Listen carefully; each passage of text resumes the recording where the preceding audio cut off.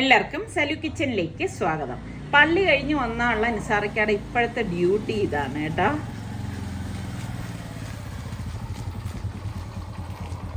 ആരാണ് ഹെൽമെറ്റ് ഒക്കെ വെച്ച് വായും പൊളിച്ചിരിക്കുന്നത്? ആരാ? ഇവിടെ പോയതാ? ഇവിടെ പോയതാ?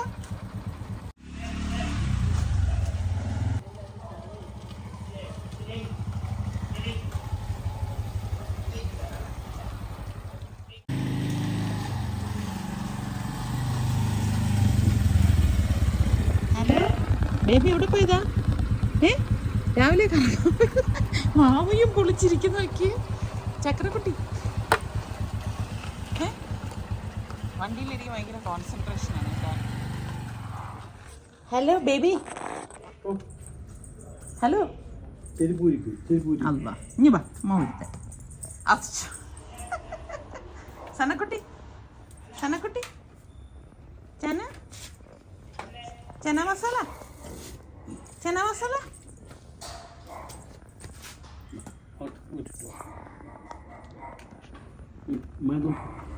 ചക്കര ചെരിപ്പൂരി മോളെ വാ. ചെരിപ്പൂരി വാ.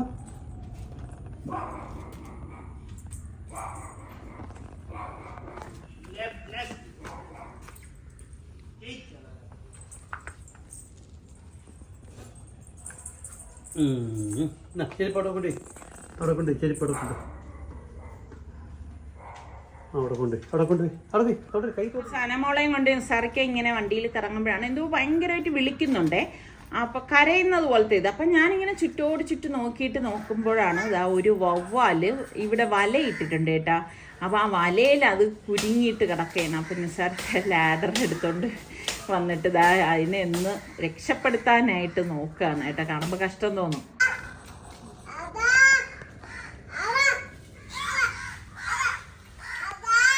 അത് ദേഹത്ത് വീഴരുതേ.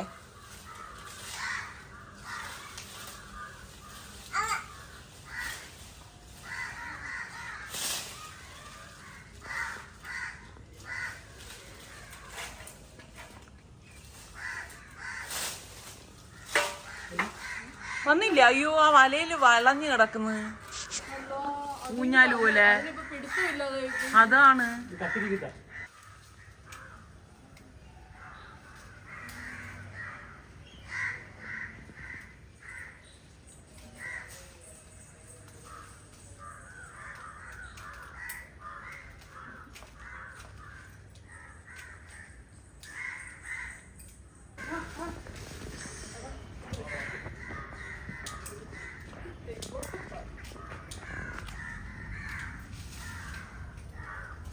ഓ കുരുങ്ങി പോയി കേട്ടാ.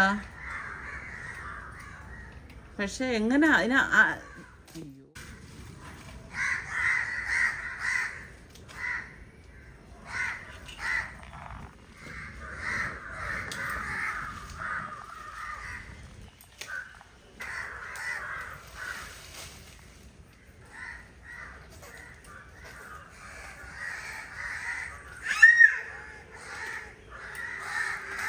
കുരുങ്ങി പോയി കേട്ടാ. കൈ കൊണ്ട് കേടണ്ട.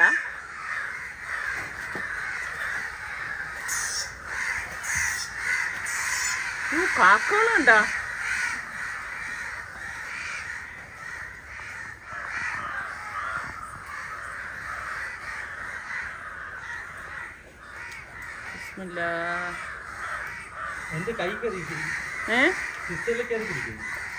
രക്ഷ, പ്രാണരക്ഷ.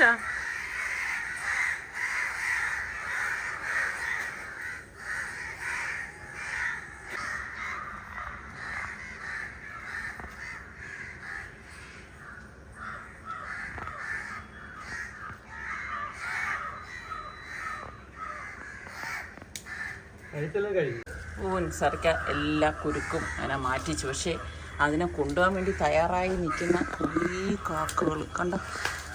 എൻ്റെ റബ്ബേ, അയ്യോ.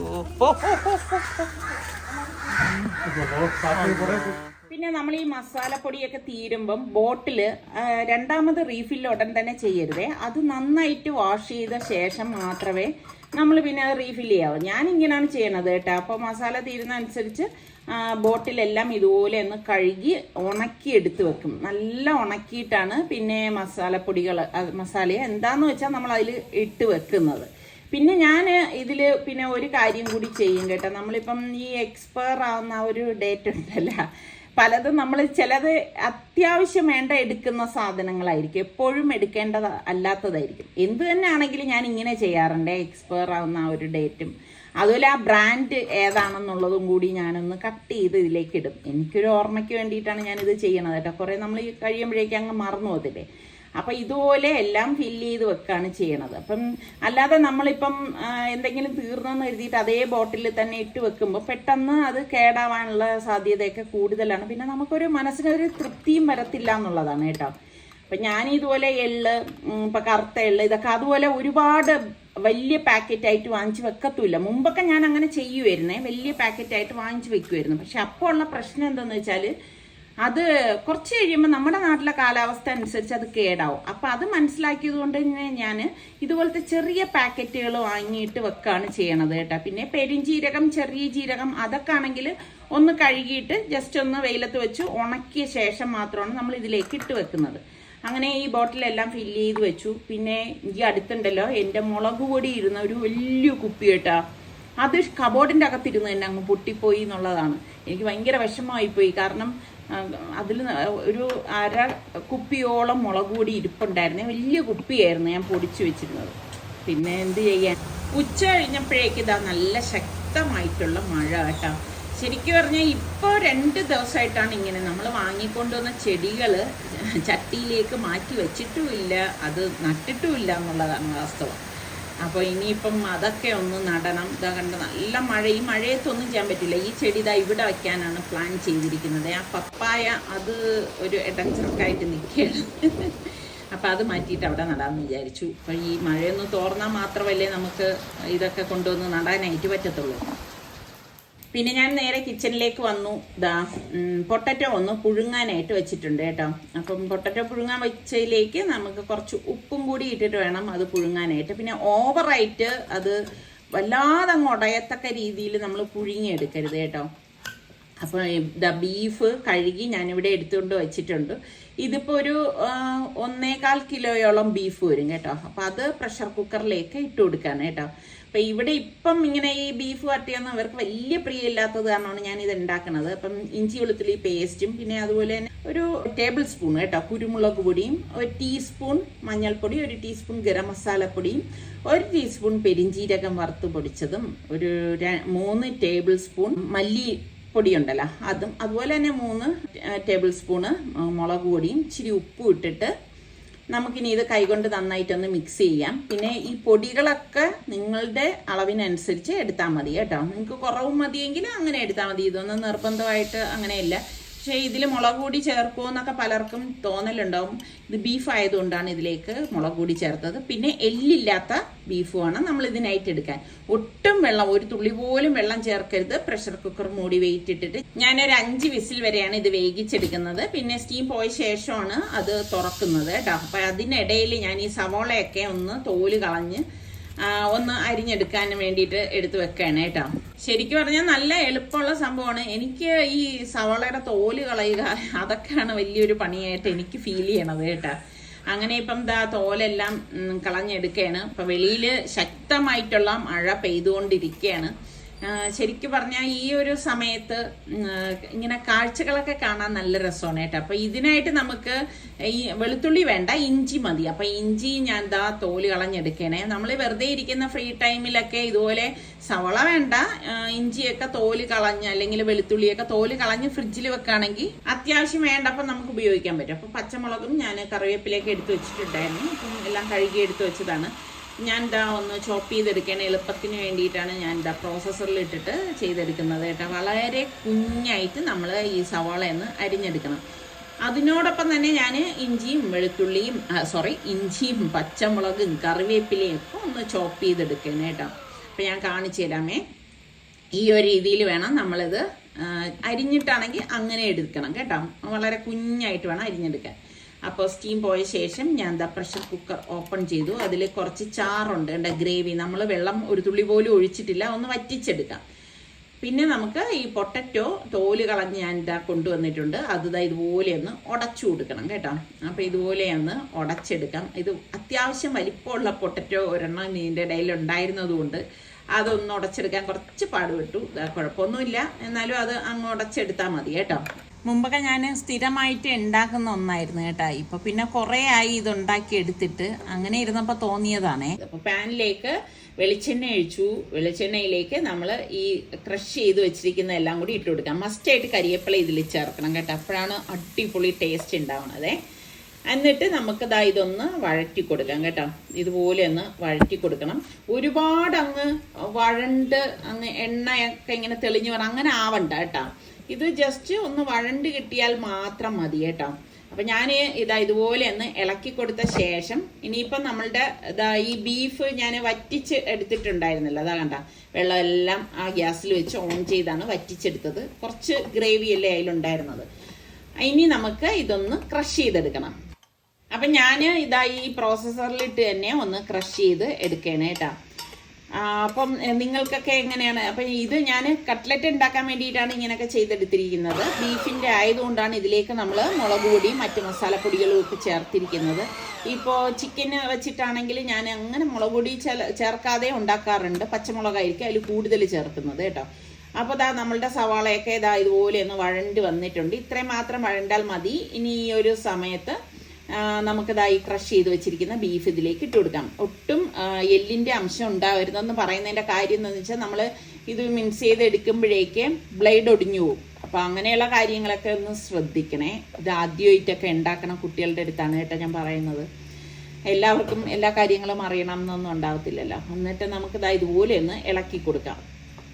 കാരണം എനിക്ക് മുൻപൊക്കെ ഞാൻ ചെയ്തപ്പോൾ എനിക്ക് അബദ്ധങ്ങൾ പറ്റിയിട്ടുണ്ട്. അപ്പോൾ ആ അബദ്ധങ്ങൾ ഇനി വേറൊരാളിന് പറ്റാതിരിക്കാൻ വേണ്ടിയിട്ട് ഞാൻ ഇതുപോലെ എന്തെങ്കിലുമൊക്കെ ചെയ്യുന്ന അവസരങ്ങളിൽ എനിക്കത് ഓർമ്മ വരുമ്പം ഞാനത് പറയാറുണ്ട് കേട്ടോ.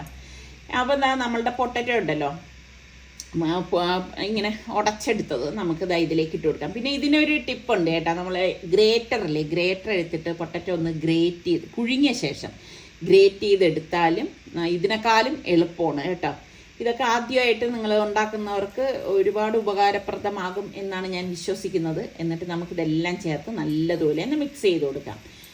അപ്പോൾ ഇനി ഇതൊന്ന് തണുക്കണം കേട്ടോ. തണുത്ത ശേഷമാണ്, അതായത് ഈ പൊട്ടറ്റോയും ഈ ബീഫിൻ്റെ ഈ മസാലക്കൂട്ടും എല്ലാം മിക്സ് ആകത്തക്ക രീതിയിലാണ് എടുത്തിരിക്കുന്നത്. പിന്നെ ഞാൻ പറയാൻ വിട്ടുപോയി, ഞാനിവിടെ 2 ബ്രെഡാണേ. ഒന്ന് ഇതിലിട്ട് തന്നെ ഒന്ന് കറക്കി എടുത്തതാണ്, പൊടിച്ചെടുത്തത്. അപ്പോൾ ആ ബ്രെഡും കൂടി നമ്മൾ ഇതിലേക്ക് ഇട്ട് കൊടുക്കാം. ഒരു പിടുത്തം കിട്ടാൻ വേണ്ടിയിട്ടാണ് നമ്മൾ ഇതിലേക്ക് ബ്രെഡ് ചേർക്കുന്നത്. പിന്നെ ബ്രെഡ് ഓവറായിട്ട് നിങ്ങൾ ഇതിലേക്ക് ചേർക്കരുത്. അപ്പോൾ എന്താ വെച്ചാൽ നമ്മൾ ആ കട്ട്ലറ്റ് കഴിക്കുമ്പം ബ്രെഡിൻ്റെ ടേസ്റ്റ് മുന്തി നിൽക്കും. അപ്പം എപ്പോഴും നമുക്ക് കട്ട്ലറ്റ് കഴിക്കുമ്പം ഇറച്ചിയാണെങ്കിൽ ആ മീറ്റിൻ്റെ ടേസ്റ്റ് വേണം മീതെ നിൽക്കാനായിട്ട്. അപ്പം അതുകൊണ്ടാണ് നമ്മൾ ബ്രെഡ് ഒരുപാട് എടുക്കരുതെന്ന് പറയുന്നത്. അപ്പം എല്ലാം ചേർത്ത് ഒന്ന് ഇളക്കിയിട്ടുണ്ട്. അപ്പം തണുക്കാൻ വേണ്ടിയിട്ട് ഞാൻ വലിയൊരു ഈ ബൗളിലേക്കൊന്ന് മാറ്റി കൊടുക്കുകയാണ് കേട്ടോ. അപ്പം അത് നല്ലതുപോലെ അവിടെ ഇരുന്ന് തണുത്ത ശേഷമാണ് പിന്നെ ഞാനിത് ഉരുട്ടി ഷേപ്പ് ചെയ്തെടുക്കുന്നത് കേട്ടോ. എപ്പോഴും കട്ട്ലറ്റ് ഉണ്ടാക്കുമ്പോൾ എല്ലാവർക്കും ഏറ്റവും ഒരു ബുദ്ധിമുട്ട് തോന്നുന്ന ഒരു സംഭവം, ഉരുട്ടാനും എനിക്ക് അങ്ങനെ ഒരു ബുദ്ധിമുട്ട് തോന്നാറില്ല, പക്ഷേ നമുക്കത് കോട്ട് ചെയ്തെടുക്കുന്നത് എല്ലാവർക്കും ഒരു ബുദ്ധിമുട്ട് തന്നെ ആയിരിക്കും അല്ലേ. അപ്പം ഞാൻ കുറച്ചധികം ബ്രെഡ് ഞാൻ പൊടിച്ച് മറ്റൊരു ബൗളിലേക്ക് മാറ്റിയിട്ടുണ്ട് കേട്ടോ. സാധാ ബ്രെഡില്ലേ അത് തന്നെയാണ് പൊടിച്ചെടുത്തിരിക്കുന്നത്. ബ്രെഡ് ക്രംസ് വേണം എന്നൊന്നും യാതൊരു നിർബന്ധവും ഇല്ല.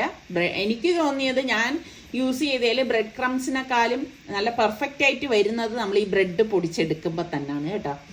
അപ്പോൾ എളുപ്പത്തിന് വേണ്ടി ഞാൻ ചെയ്യുന്ന ടിപ്പ് ഇങ്ങനെയാണ്. ഏതെങ്കിലും ഒരു അടപ്പ് നമ്മൾ മനസ്സിൽ കാണുക, ഈ ഏത് സൈസാണെന്നുള്ളത്. എന്നിട്ട് നമ്മളുടെ വീട്ടിൽ അങ്ങനത്തെ കുപ്പി കാണുമല്ലോ, അതിൻ്റെ മീതെ ഒരു തുണി വയ്ക്കുക. വളരെ എളുപ്പമാണ്. എന്നിട്ട് നമ്മൾ ഇതുപോലെ ആ ഒരു കണക്കിന് എടുക്കുക, പ്രസ് ചെയ്യുക. അതിൽ നിന്ന് ആ തുണി അങ്ങ് മാറ്റുമ്പോഴേക്ക് അത് നമ്മുടെ കയ്യിലേക്ക് വരും കേട്ടോ. ഭയങ്കര ഈസിയാണ്. നിങ്ങൾ 1-2 എണ്ണം ചെയ്ത് കഴിയുമ്പോൾ പിന്നെ ടപ്പ നമുക്ക് വേഗം ചെയ്തെടുക്കാനായിട്ട് പറ്റുവേ. ഇങ്ങനെ ചെയ്യുമ്പോൾ ഒരു ഗുണം എന്തെന്ന് വെച്ചാൽ പെട്ടെന്ന് നമുക്ക് ഒരേ ഷേപ്പിലുള്ള കട്ട്ലറ്റുകൾ തയ്യാറാക്കി എടുക്കാനായിട്ട് പറ്റും. ഇപ്പോൾ ഒരു പാർട്ടിയൊക്കെ വരുന്ന സമയത്ത് കുട്ടികളുടെ അടുത്ത് വീട്ടിൽ മക്കളൊക്കെ ഉണ്ടെങ്കിൽ അവരുടെ അടുത്ത് പറഞ്ഞാൽ പോലും അവർക്ക് ചെയ്യാൻ പറ്റുന്ന എളുപ്പപ്പണിയാണ് ഇപ്പം ഇത് ഞാൻ ഈ കാണിച്ചുകൊണ്ടിരിക്കുന്നത്. കണ്ടോ, നല്ല ഷേപ്പിൽ നമുക്കിത് കിട്ടുകയും ചെയ്യും.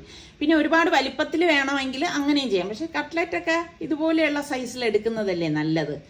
അങ്ങനെ ഇപ്പം ഞാൻ എല്ലാം എടുത്ത് റെഡിയാക്കി വെച്ചിട്ടുണ്ട്. ഇനി ഇപ്പം ഞാൻ ചെയ്യണം എങ്ങനെയെന്ന് വെച്ചാൽ, ഞാൻ മുട്ടയല്ല എടുക്കണത്. കൂടുതലും ഞാൻ ഇങ്ങനെയാണ് ചെയ്യുന്നത്. മൈദാ മാവിൽ കുറച്ച് വെള്ളം ഒഴിച്ചിട്ട് ഒന്ന് കലക്കിയെടുക്കും. ഇച്ചിരി കോൺഫ്ലോറും കൂടെ അതിലേക്ക് ചേർക്കുക. അങ്ങനെ ചേർക്കാന്ന് വെച്ചാൽ ഇത് പൊട്ടിപ്പോവാതിരിക്കാൻ വേണ്ടിയിട്ടാണ് കോൺഫ്ലോറും കൂടി നമ്മൾ ആഡ് ചെയ്യണത്. എന്നിട്ട് ബ്രെഡ് പൊടിച്ചത് ഒരു ചെറിയ ബൗളിൽ ഇതുപോലെ കുറച്ച് ബ്രെഡ് പൊടിച്ചതേ ഇടത്തുള്ളൂ. ഈ ഒരു പോർഷനാണ് എനിക്ക് ഇഷ്ടമില്ല എന്ന് ഞാൻ പറഞ്ഞത് കേട്ടോ. കാരണം നമ്മൾ ഈ ബ്രെഡ് കോട്ടയം എടുക്കുമ്പോൾ നമ്മുടെ കയ്യിലൊക്കെ ഇത് ഒട്ടിപ്പിടിക്കും. അപ്പോൾ കുറേ അങ്ങനെയും വേസ്റ്റ് ആയിപ്പോവും. അപ്പം ഞാൻ ചെയ്യണത് ഇതുപോലെയാണ്. പിന്നെ അതുപോലെ എല്ലാ ബ്രെഡും കൂടി പൊടിച്ചതും കൂടി ഒരുമിച്ചെടുത്ത് വെച്ചിട്ട് കോട്ട് ചെയ്യത്തില്ല. കുറേശ്ശെ തട്ടിയിട്ട് ഇതുപോലെ കോട്ട് ചെയ്ത് മാറ്റി വെക്കാണ് ചെയ്യണത് കേട്ടോ.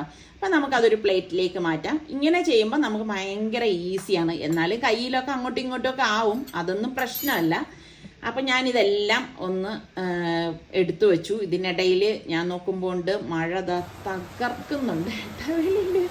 വേണ്ട, ഇങ്ങനെ നല്ല മഴയൊക്കെ ഉള്ളപ്പോഴേക്ക് നമുക്ക് ഭയങ്കര ചില ദിവസങ്ങളിൽ രസം തോന്നും കേട്ടോ. അപ്പം ഇനിയിപ്പം ഈ കട്ട്ലറ്റ് ഞാൻ ചെയ്യണമെന്ന് വെച്ചാൽ, ഞാനൊരു സ്റ്റീൽ പ്ലേറ്റ് എടുത്തിട്ട് ഇതിലേക്ക് ഒന്ന് നിരത്തി എല്ലാം കൂടി വെച്ചു കൊടുക്കുകയാണ്. വെച്ചു കൊടുത്ത ശേഷം നമുക്കിത് ഫ്രീസറിലേക്ക് വെക്കാം കേട്ടോ. അപ്പോൾ ഫ്രീസറിൽ ഇരുന്ന് ഇത് സെറ്റ് ആവുമല്ലോ. സെറ്റായി കഴിയുമ്പോൾ അതിനെ ഇളക്കിയെടുത്ത് കണ്ടെയ്നറിൽ സൂക്ഷിക്കുകയാണ് ചെയ്യണത് കേട്ടോ. ഇങ്ങനെ വെക്കുമ്പോൾ എളുപ്പമാണ്. ആദ്യമേ നമ്മൾ അല്ലാതെ ചെയ്ത് കഴിഞ്ഞാൽ ഇത് തമ്മിൽ ഒട്ടിപ്പിടിക്കും, പിന്നെ നമുക്ക് എടുക്കാൻ പാടാകും. അതുകൊണ്ട് ഇതൊക്കെ ഒരു ടിപ്പാണ്. നിങ്ങൾ ഫ്രീസറിൽ ഒരു മണിക്കൂറിൽ കൂടുതൽ വെച്ചാൽ മതി. വെളിയിൽ സനമോളിരുന്ന് കാഴ്ചകൾ കാണുന്നത് നോക്കിക്കേ. അവളും ഇങ്ങനെയാണ് കേട്ടോ, നമ്മളെയൊക്കെ അംഗീകരിച്ച് ഇങ്ങനെയൊക്കെ വന്നിരുന്ന് ഭയങ്കര ആസ്വാദനമൊക്കെയാണ്.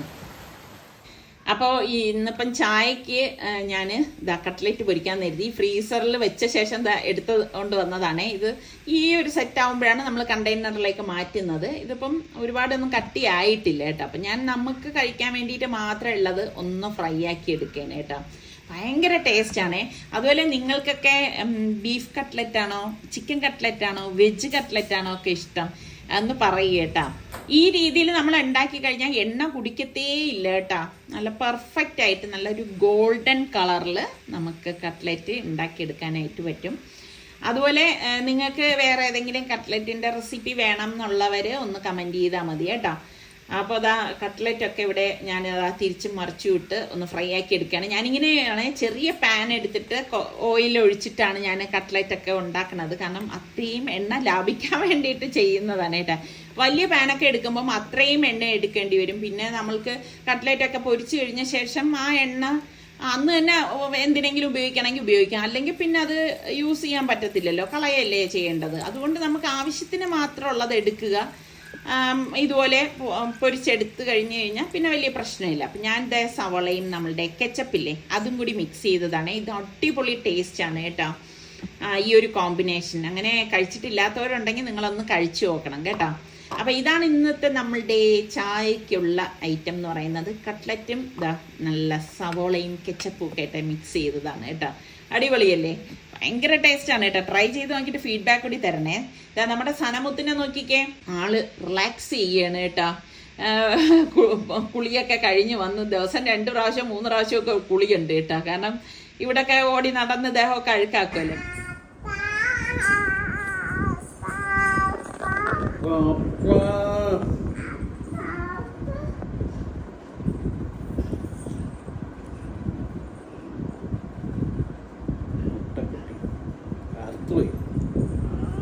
കറുത്ത് പോയി.